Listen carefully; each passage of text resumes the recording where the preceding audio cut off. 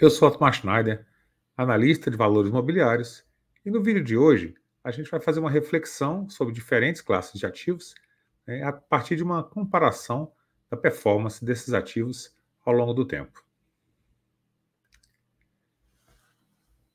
Então essa aqui é uma comparação que eu fiz a partir do site Mais Retorno, né, e os ativos que estão aqui para comparação são as ações do Banco do Brasil, as ações da Taesa, uma transmissora de energia elétrica, também muito famosa, o HGLG11, que é um fundo imobiliário que teve um bom retorno ao longo do tempo, as ações da Petrobras, né, que são bem voláteis, né, e bem conhecidas já da nossa bolsa, e o CDI. Né? Então são esses 5 ativos aí que a gente vai bater um papo hoje, né, sobre a história deles. Então essa comparação aqui, ela vem de 2012, de junho de 2012 para cá. Nós estamos em dezembro de 2023. Então tem uns 11 anos e meio, quase 12 anos de histórico.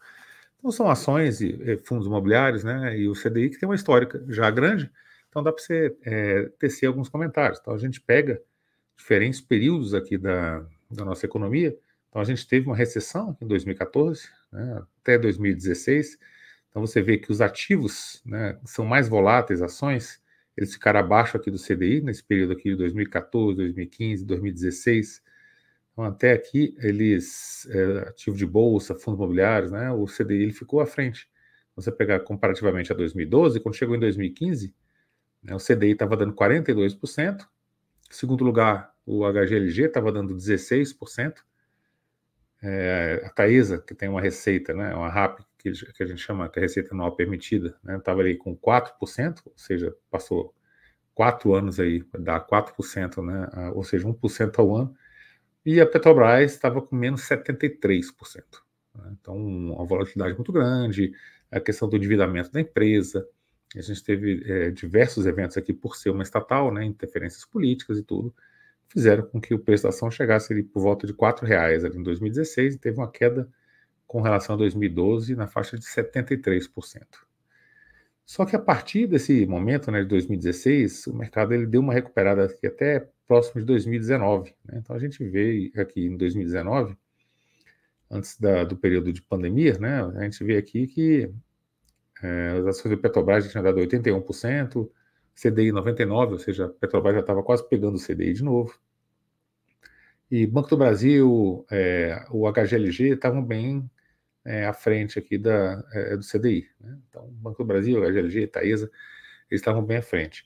Então, quando a gente pega aqui essa parte aqui da pandemia, 2020, a mesma coisa de novo. Então, você teve a Petrobras com menos 23, mas olha só, é menos 23 comparado a 2012. Né? Então, isso em 2020, 8 anos depois, o dinheiro que você colocou lá em Petrobras, você estava com menos 23%. Então, digamos que você tinha, sei lá, R$ 10.000 em Petrobras, você estava com 7 mil e pouco. O seu dinheiro, ao longo de 8 anos, você perdeu dinheiro com Petrobras. Então, isso significa que, né, se você vendeu aqui na época de pandemia. O restante, né, o HGLG estava bem, porque todo mundo caiu e o fundo imobiliário ele caiu menos.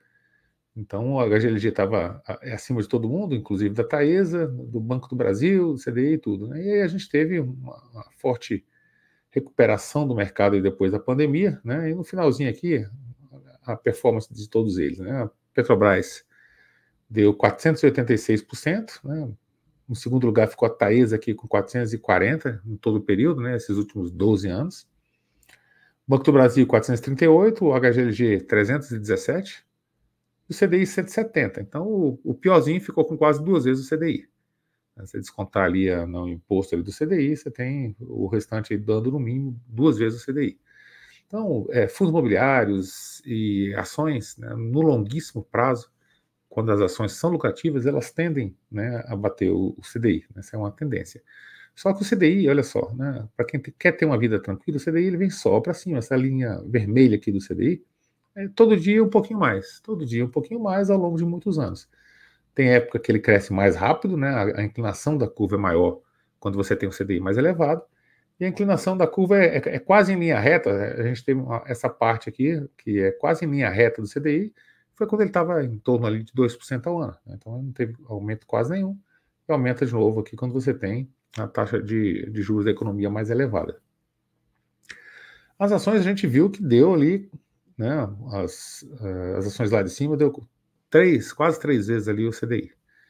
E só que a volatilidade das ações, elas são muito mais altas, né? E aqui eu peguei 3 setores que se beneficiam muito do Brasil, do cenário brasileiro, né? São bancos, né? Então, o Banco do Brasil poderia ser, né, o Itaú também, né? Mas ele teve uma performance durante esse período aqui mais ou menos parecida.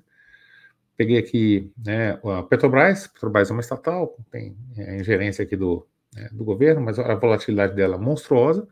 Só que é uma empresa muito lucrativa, né? A empresa que mexe com petróleo é muito lucrativa e o problema dela, principal, como todo mundo já sabe, é essa questão da ingerência política. E o HGLG, olha o gráfico dele aqui ao longo do tempo, essa linha verde que aparece, ele é quase uma reta para cima, então ele fica ali acima do CDI. Essa distância que parece pouca, né, quando você olha, porque, na verdade, essa escala aqui é uma escala que a gente chama de logarítmica, né? Então você não tem a distância que está aqui, ela não representa a diferença de percentual, né? Então a distância parece que é pequena aqui, por exemplo, entre o CDI e o segundo colocado, mas é quase o dobro, né? Isso aqui é para que todos apareçam perto do mesmo gráfico. Se não fosse assim, alguma curva seria muito mais alta do que outra, né? Então não guarda uma proporção, esses números aqui do lado não guardam uma proporção, 200, 300, 400, 500, né? Você vê nessas linhas aqui que não guarda essa proporção. Então, quando você faz uma comparação dessa, você tira várias conclusões, né? Investir em ações é necessário para longo prazo, né? Então, eu falo aqui muito de fundos imobiliários, de FIP, de FINFRA, que tem uma taxa interessante, e eu falo deles justamente por conta disso aqui, né? Você pega, ele te dá uma vida tranquila, né? Então, para quem está começando a investir, você ter um investimento que vai quase que sempre só para cima, distribuindo rendimento mensal, né? Sem muita dor de cabeça, um bom fundo imobiliário, ele vai para cima ali e te deixa tranquilo. Se investir em CDI, é a mesma coisa. Ó, é uma reta para cima aqui ao longo do tempo todo. Então, sempre um pouquinho mais, né? Você consegue juntar dinheiro, você consegue fazer um plano de quanto que você vai ter daqui a não sei quantos anos para você comprar uma casa, para você fazer alguma coisa. E agora, as ações, por exemplo, o Banco do Brasil, ela tem uma baita de uma volatilidade, né? E a Taesa também tem, né? Então, o Banco do Brasil, essa linha verde, tem diversos momentos aí de altas e de baixas grandes aqui nos bancos. A Taesa, né, também é um pouco mais uma linha reta para cima também, porque ela ganha concessões, essas concessões têm uma receita anual permitida. Então você tem um IPCA mais alguma coisa ali também na Taesa, né? Então IPCA mais 10, IPCA mais 9, né? A depender ali você tem uma linha reta mais ou menos para cima, só que com um pouco mais de volatilidade, porque ela é uma empresa também, né? E a Petrobras não, a Petrobras a volatilidade dela é tremenda. Então você pode sair de menos 75% do seu patrimônio para multiplicar por 5 o seu patrimônio ao longo do tempo. Se você comprou aqui, ó, ela a menos 74, você soma aqui de menos 74 para mais 490, né? Deu 600%. Então, de 2016 para cá, nessa janela, né, de 7 anos aí, seu patrimônio multiplicou por 6, 7, né, investindo aqui em Petrobras. Então, todas as empresas que elas têm uma lucratividade elevada, e aqui a gente fala de Banco do Brasil, que tem ROI aí na faixa de 20%, ROI é o retorno sobre o equity, né, sobre o patrimônio. Então, o Banco do Brasil, que tem um retorno alto, os outros bancos também, uma Taesa que tem contratos aí em IPCA, assim como acontece com outros diversos tipos de fundos, e empresas muito lucrativas, como é o caso da Petrobras, ela consegue baixar o preço do barril de petróleo e trabalhar realmente em cima do que ela faz de melhor, que é fazer extração de petróleo e venda de petróleo, é uma empresa extremamente lucrativa, né? Existem muitas críticas com relação ao lucro da Petrobras, só que o lucro da Petrobras, a metade do lucro ela vai para o governo, porque o governo, né, é o maior acionista da empresa. Então o governo ele pode utilizar o lucro da Petrobras para ele fazer, né, todo tipo de benefício social que ele quiser, né? E esse seria, sim, o melhor caminho, né? Não utilizar disso, né, da empresa para outros fins. Então, o que é interessante da gente observar quando você vê diferentes classes de ativos ao longo de um período maior, né, 12 anos, 13 anos, 15 anos, você vê a questão de volatilidade, nem todo mundo está preparado para essa volatilidade, mas também essa questão de retorno. Então, volatilidade a gente associa a risco. Quanto maior a volatilidade, maior o risco daquele investimento. E quanto maior o risco, maior a probabilidade de retorno, né? A Petrobras, você viu que ficou negativo durante um bom período de tempo, muita gente vendeu nesse momento e assumiu um prejuízo. Quem não vendeu nesse período e levou durante o período inteiro, né, teve um lucro interessante. Quem comprou na baixa, no pior momento possível, teve um lucro 2, 3 vezes maior do que aquele que carregou durante o período inteiro. Então, investir em ações precisa de uma análise muito mais aprofundada, né, de vários insights que você precisa ter, de um conhecimento de mercado muito elevado, principalmente dessa parte de contabilidade, de conhecer o negócio da empresa, né? Então, é um investimento mais difícil, né, para a pessoa que é jovem no mercado, que é mais nova no mercado, mas é um conhecimento aí que vale a pena para quem quer investir ao longo de muitos anos. Então, tem boas empresas, né, e aqui eu não coloquei qualquer tipo de empresa, eu coloquei empresas aqui que tiveram problemas, né, que seja diversos tipos ali, para a gente ver volatilidade mesmo, outras empresas que são bancos, que a gente sabe que o banco, né, dentro do Brasil, ele acaba tendo uma lucratividade boa, e também, né, empresas do setor elétrico que tem uma renda garantida ali, que tem uma renda mais ou menos linear, né, digamos assim, que você tem uns contratos que você faz aí ao longo do tempo, principalmente essas empresas transmissoras.